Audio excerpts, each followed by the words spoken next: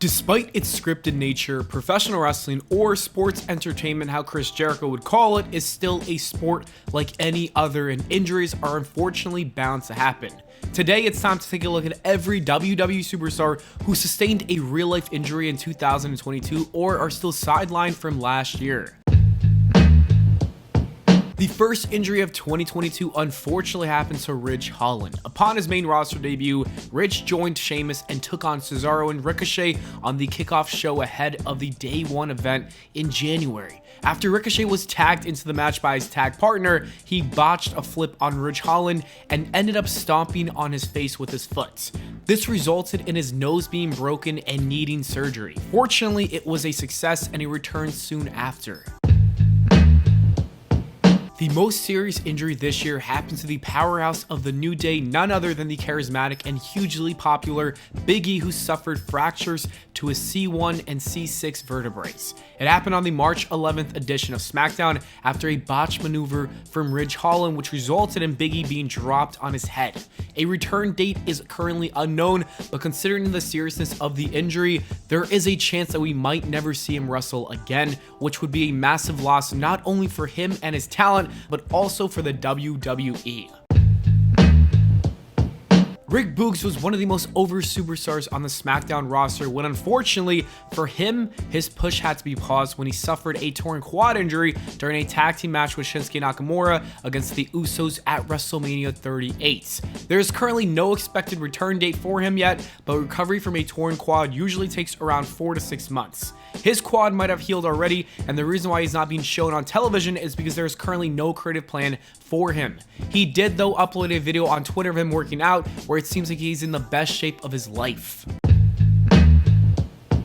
The Legend Killer is one of the longest serving members of the current locker room, having had a 20-year long career in WWE, and injuries are no stranger to him. He's been struggling with back issues for quite some time now, and finally decided to take some time off to resolve this from last May after his problems were aggravated once again.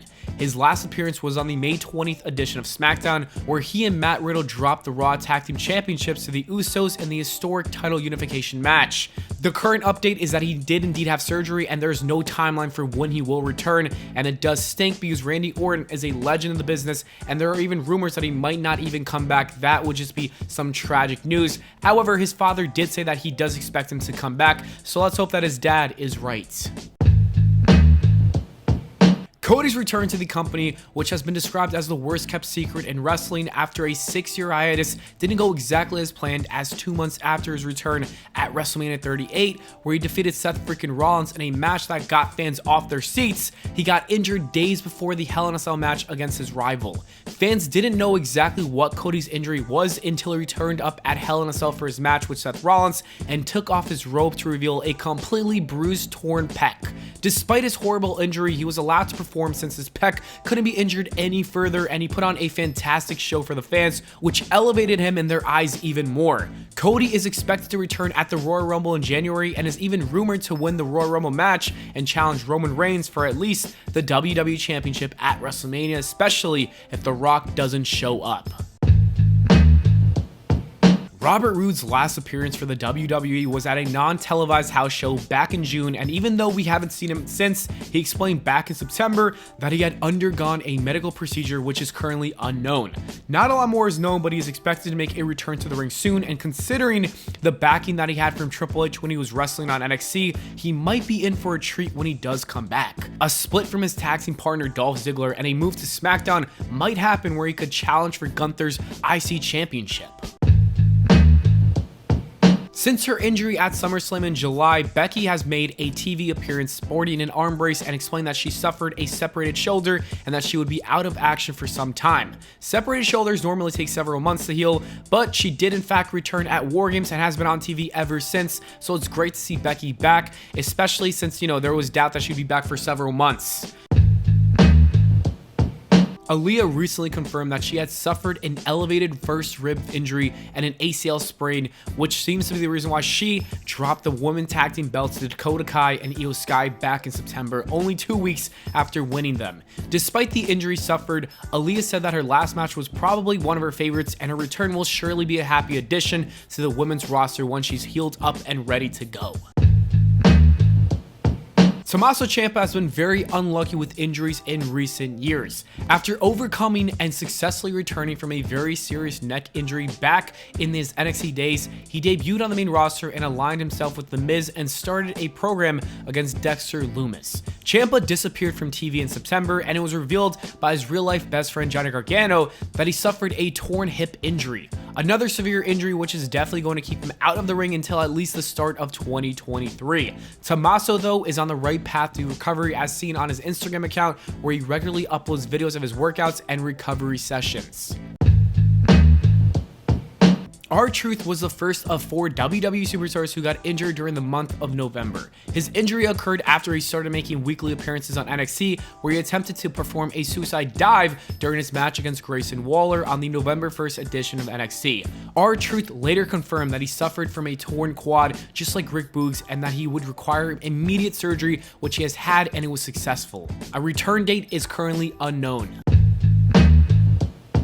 Even though she probably didn't receive her injury in the ring, NATALYA shared pictures this month of her in her hospital bed and explained to her fans that she just got nose surgery to fix a dislocated nose.